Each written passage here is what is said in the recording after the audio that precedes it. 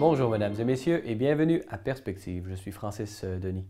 Ce fut une fin de semaine chargée pour le pape François, ce dernier effectuant son premier voyage apostolique en Arménie, le 14e de son pontificat.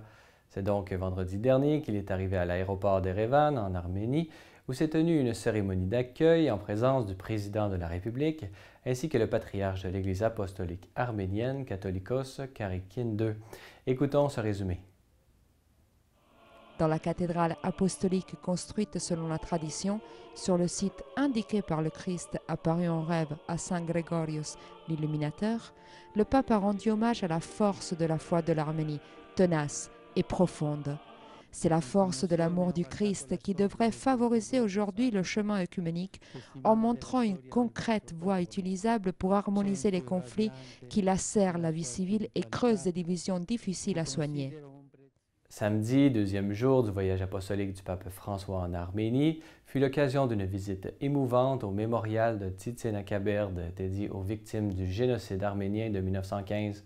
Dans une courte allocution, le souverain pontife a prié et écrit un mot dans le livre d'or du mémorial dans lequel il a formulé la demande pour que plus jamais il n'y ait de tragédie comme celle-ci, pour que l'humanité n'oublie pas et sache vaincre le mal avec le bien. Dans la journée de dimanche, le pape François a participé à la divine liturgie selon le rite arménien de Saint Grégoire l'Illuminateur, présidé par le patriarche de l'Église apostolique arménienne, Catholicos Karakin II. Dans son allocution, le pape François a notamment exprimé le souhait que la paix et la communion entre les deux Églises soient pleines. Qu'en nous tous naisse un fort sentiment d'unité, a dit le pape, une unité qui ne doit être ni soumission ni absorption, mais accueil de tous les dons que Dieu a donnés à chacun pour manifester au monde entier le grand mystère du salut réalisé par le Christ. À l'issue de cette visite, le pape François ainsi que Catholicos Karakin II ont pu signer une déclaration commune sur les relations entre les deux Églises, soulignant l'immense tragédie qui se déroule aujourd'hui sous leurs yeux. En effet, d'innombrables personnes innocentes tuées, déportées ou contraintes à choisir un exil douloureux et incertain en raison des conflits ethniques, politiques et religieux qui mènent le Moyen-Orient et d'autres parties du monde. La persécution des minorités religieuses, affirme la déclaration, est devenue une réalité quotidienne de toutes les églises sans distinction. La souffrance de ces martyrs constitue un œcuménisme du sang qui dépasse les divisions historiques entre chrétiens et nous appelle à promouvoir l'unité visible des disciples du Christ.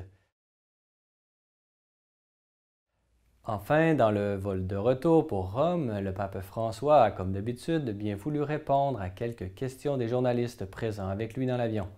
C'est pourtant ses affirmations sur les possibles demandes de pardon de l'Église ainsi que certaines explications sur les diaconistes qui ont spécialement attiré l'attention des médias. Écoutons deux extraits relatifs à ces deux questions importantes, images tirées de KTO Télévision. Ma il primo che è stato sorpreso di questa notizia sono stato io. Si può studiare, sì, io dirò alla dottrina della fede che si faccia questa commissione.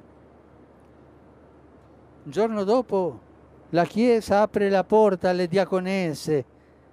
Davvero, mi sono un po' arrabbiato con i media, perché questo è non dire la verità delle cose alla gente. Non solo deve chiedere scusa a questa persona che è gay, che ha offeso, ma deve chiedere scusa ai poveri anche, alle donne sfruttate, ai bambini sfruttati del lavoro. Deve chiedere scusa di aver benedetto tante armi. I cristiani dobbiamo chiedere tante scuse, non solo su questo. Perdono, non solo scuse. Perdono, Signore. Voilà, c'est tout pour aujourd'hui. Si vous avez des questions ou commentaires, vous pouvez m'écrire à l'adresse qui apparaît à l'écran. Merci d'avoir été des nôtres. À la prochaine.